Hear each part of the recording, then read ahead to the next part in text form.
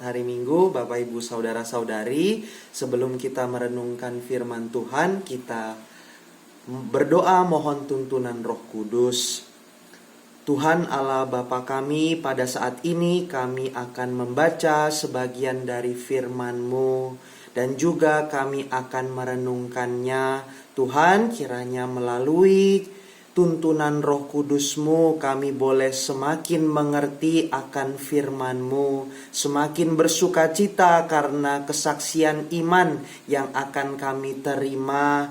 Dan juga ya Tuhan, kiranya kami pun semakin diubahkan oleh firman-Mu, sehingga kami bukan hanya mendengar, tetapi kami juga semakin dikuatkan untuk menjadi pelaku firman-Mu.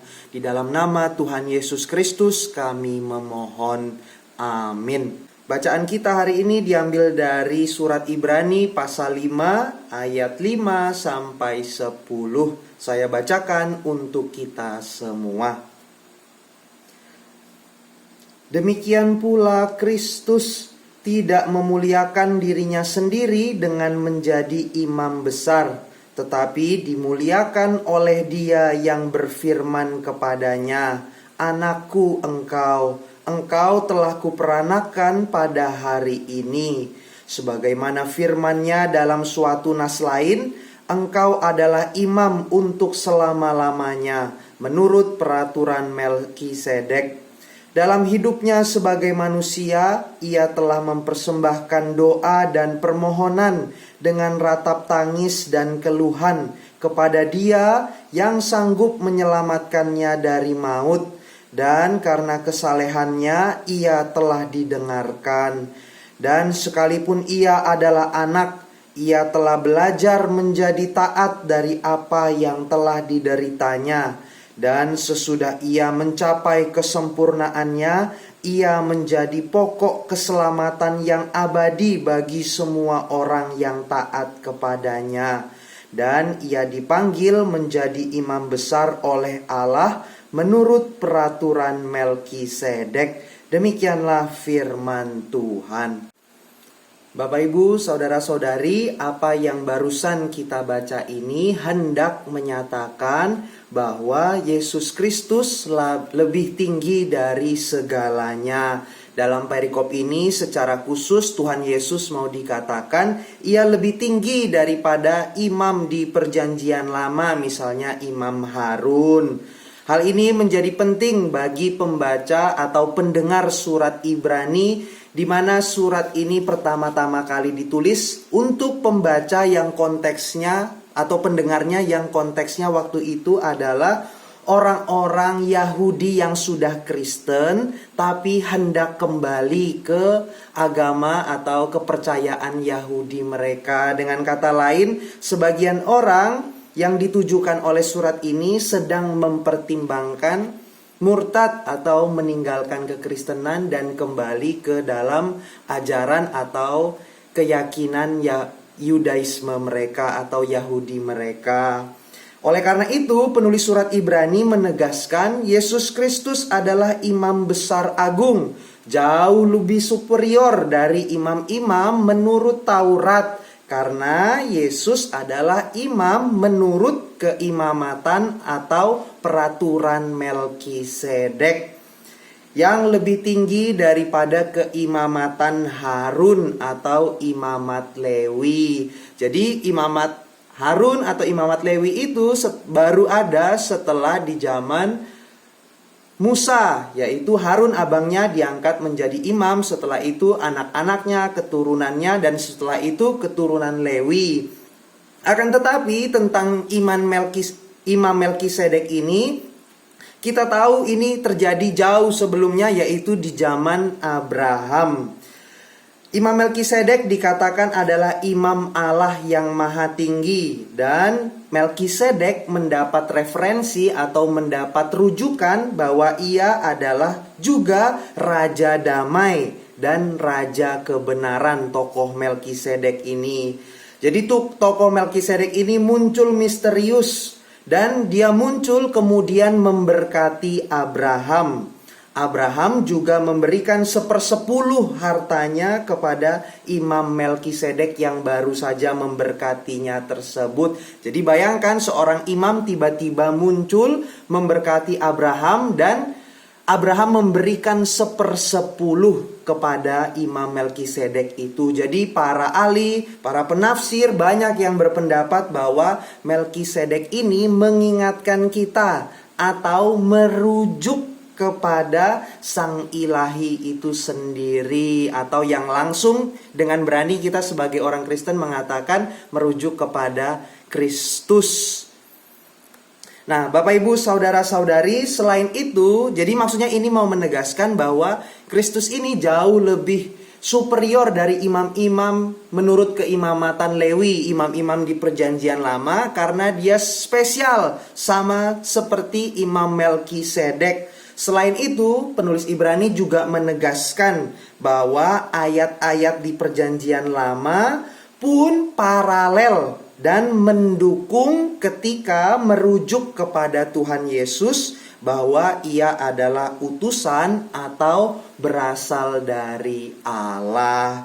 Yesus selalu bersaksi atau disaksikan, dicatat oleh orang bahwa dirinya adalah sang anak yang diutus oleh Bapa.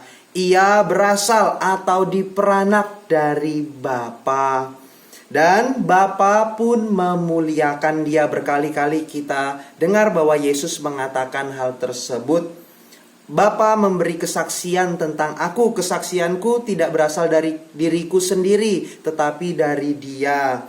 Dan dalam kitab Perjanjian Lama pun tertulis tentang hal-hal yang demikian itu yang sering dikatakan oleh Tuhan Yesus, yakni kehadiran seorang anak Allah yang akan memimpin Israel, yang dipilih Allah sendiri, yang berasal dari Allah. Oleh karena itu hanya Yesus seorang yang terbukti dan memenuhi wahyu dalam Perjanjian Lama tersebut.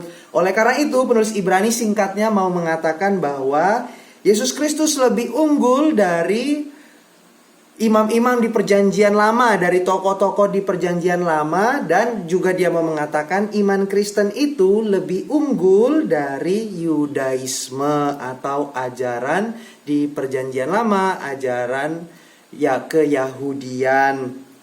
Penjelasan tentang superioritas Kristus ini sangat berarti bagi pembaca mula-mula surat ini, karena mereka sedang menilai Kristus dan membandingkannya dengan warisan agama mereka. Dan dalam konteks kita saat ini, pengajaran tentang superioritas Kristus ini pun juga masih tetap penting, karena Yesus Kristus adalah satu-satunya jalan, kebenaran, dan hidup. Ialah pokok keselamatan hidup yang abadi. Nah, Bapak Ibu saudara-saudari, kalau kita mengikuti perkembangan keyakinan kekristenan, ada muncul yang saya dengar, yang saya lihat gitu ya, ada muncul keyakinan Kristen bahwa mereka percaya kepada peran malaikat. Ini misalnya di Amerika banyak terjadi. Maksudnya banyak orang yang percaya bahwa ada malaikat itu yang sering memberi pesan. Maksudnya banyak orang yang percaya juga kepada malaikat, bahkan seperti mendambakan malaikat untuk berbicara kepadanya. Oleh karena itu, Bapak Ibu saudara-saudari sekalian, di sini kita perlu tentang tema ini bahwa Yesus Kristus itu lebih superior dari segalanya, dan kita tidak butuh yang lain. Hanya Yesus Kristus yang dapat menjadi pokok keselamatan kita. Keselamatan dalam hidup saat ini dan hidup yang akan datang. Perlukah kita malaikat? Tidak perlu Bapak Ibu, karena di dalam Alkitab maksudnya bukannya kita menegasikan atau menolak ada kehadiran malaikat, tetapi keselamatan kita itu bukan diberikan oleh malaikat-malaikat, tetapi kita hanya mengandalkan Tuhan Yesus Kristus. Dan karena Yesus Kristus adalah satu-satunya pokok keselamatan yang abadi, Maka tentulah seharusnya kita bersukacita akan hal ini. Dan sudah seharusnya kita semakin menghormati Yesus Kristus. Dan seharusnya ini juga semakin mempengaruhi seluruh hidup dan karakter kita. Dalam film In the Heart of the Sea, yakni film tentang perburuan ikan paus untuk diambil minyaknya sebagai bahan bakar yang saat itu menjadi satu-satunya bahan baku penerangan, para bangsawan yang mendirikan industri kapal berburu minyak paus merupakan golongan yang terhormat. Dalam sebuah adegan, seorang bapak dari keluarga bangsawan, nama keluarganya ini keluarga Pollard, berkata kepada anaknya yang pertama kali akan menjadi kapten kapal dan akan berlayar berburu ikan paus. Bapak bangsawan itu mengatakan demikian, "Untuk menjadi kapten, kamu tidak bisa menjadi teman. Kamu atasan mereka. Jangan pernah lupakan itu dan jangan pernah mereka melupakan itu. Kakek buyutmu dan yang lain membentuk industri ini. Tanpa kami, tanpa kamu, dunia ini akan tenggelam dalam kegelapan." Kemudian sang anak membalas bapaknya itu, ia mengatakan, "Aku akan membawa kehormatan kepada keluarga Pollard, Pak." Demikianlah kata anak itu. Nah, Bapak Ibu, saudara-saudari, demikianlah gambaran nilai diri atau keyakinan diri yang dapat dimiliki atau diturunkan pada anggota keluarga. Dalam hal ini kita bukan mau mencontoh nilai diri atau keyakinan yang didasarkan pada martabat keluarga ataupun prestasi sebuah keluarga. Bukan itu yang mau kita contoh dari film In the Heart of the Sea tadi. Namun ini menjadi contoh bahwa nilai diri itu, bahwa keyakinan pada sesuatu hal memang perlu diajarkan kepada keluarga ataupun saudara-saudari kita.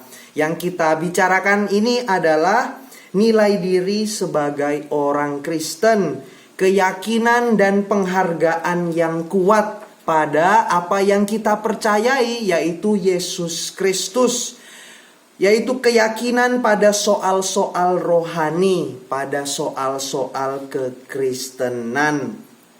Jadi apakah kita mengajarkan kepada anak-anak kita, kepada saudara-saudari kita, nenekmu, papamu, mamamu, abangmu, saudarimu, kita adalah pengikut Kristus, kamu juga. Kita tidak melakukan perbuatan-perbuatan yang jahat. Kita tidak cemburu kalau orang berbuat jahat dan ia bahagia hidupnya. Kita adalah pengikut Kristus. Ingatlah akan hal itu. Nah, Bapak Ibu, maksudnya itu adalah contoh demikian kita membangun saudara-saudari kita orang Kristen agar yakin kepada imannya, agar punya prinsip, punya pengharapan yang kuat pada Yesus Kristus, pada pengharapan yang dimilikinya sebagai pengikut Kristus, pada harga diri seorang pengikut Kristus. Kita tidak menganggap pengajaran dan keyakinan Kristen adalah pengajaran moral umum ataupun biasa saja.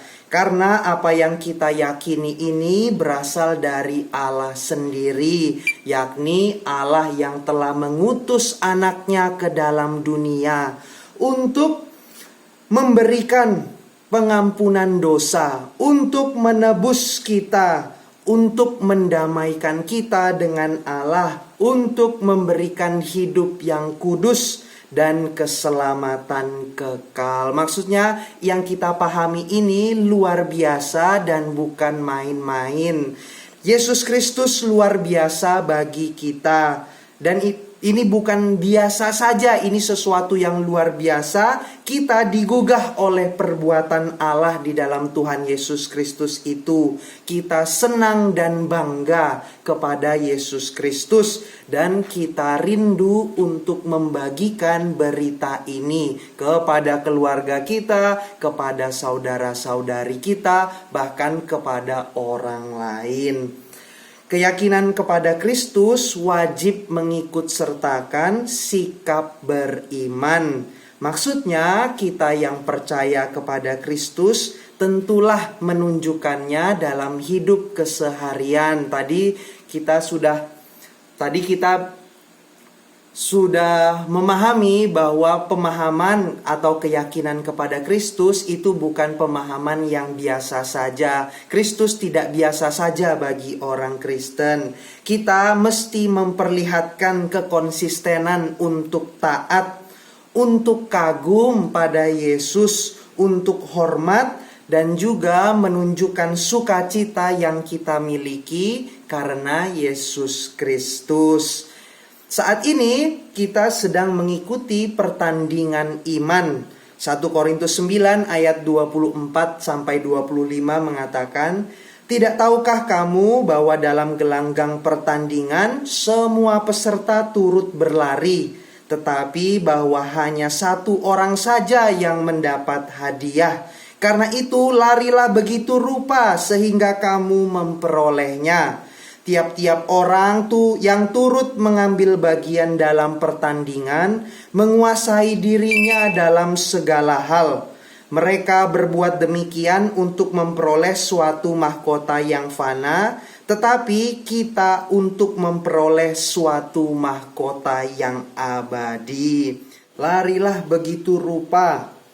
Tiap orang mengambil bagian dalam pertandingan menguasai dirinya, karena Bapak Ibu Saudara sekalian, ini untuk memperoleh suatu mahkota yang abadi. Yang mau dikatakan adalah kita yang mengaku sebagai orang Kristen, kita yang memutuskan untuk mengikut Yesus, tentulah keputusan kita itu bukan kita ambil setengah-setengah. Kita tahu apa yang kita putuskan ketika menjadi orang Kristen. Karena itu larilah demikian rupa, kuasailah dirimu untuk sebuah mahkota yang abadi yang telah dijanjikan Tuhan Yesus Kristus kepada kita. Maksudnya yang mau saya tekankan adalah kita tidak mungkin bersikap biasa-biasa lagi ketika kita memutuskan untuk percaya kepada Yesus Kristus. Ini pastilah tentu menggugah hidup kita sehingga kita membagikannya, sehingga kita kagum, sehingga kita selalu ingin membelanya, dan seterusnya. Iman Kristen saat ini berdampingan dan sedang diuji dengan keyakinan dan paham-paham lainnya. Jikalau kita sendiri pun masih ragu terhadap Kristus, tidak tertarik dan biasa saja, tidak bangga dan tidak bersukacita karena iman kita, bagaimana kita dapat memberitakannya kepada orang lain? Atau lebih berbahaya lagi, sudahkah iman kepada Kristus tersebut memberi kita keyakinan akan keselamatan kita sendiri, yakni kita yakin akan memasuki kerajaannya? Saat ini penulis Ibrani mengingatkan kita akan superioritas Kristus, agar pembacanya semakin yakin bahwa Kristus adalah benar Mesias, Imam besar yang agung, Anak Allah yang menjadi pokok keselamatan manusia. Mari kita meneguhkan kembali iman kita dan menemukan kembali sukacita, semangat karena Tuhan Yesus Kristus pokok keselamatan kita. Caranya adalah dengan berdoa, memohon hikmat Tuhan, dengan terus membaca firman Tuhan, dan tetap setia berjalan dengan Tuhan, baik di waktu senang maupun susah. Amin. Selamat hari Minggu, Tuhan memberkati.